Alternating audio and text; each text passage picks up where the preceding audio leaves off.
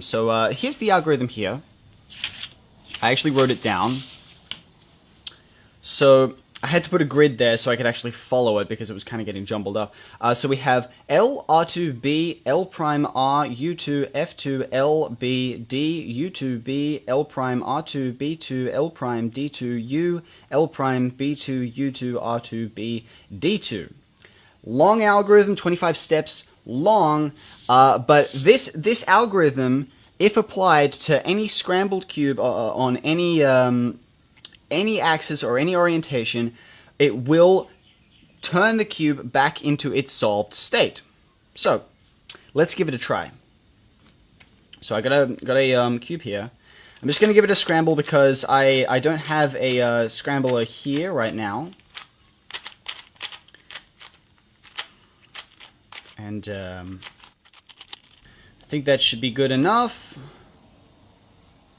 Alright, so let's just give this a try and see where it ends up. Okay, so let's try the algorithm. So let's do L, R2, B,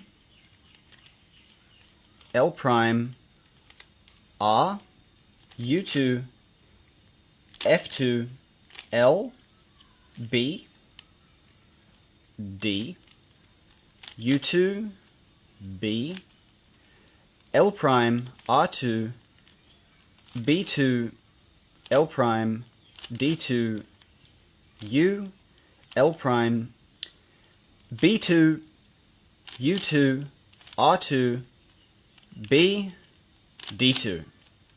And there you have it, back into its solved state, which I think is rather interesting. I've been messing around with this all night, and I was pretty surprised to see that it actually works.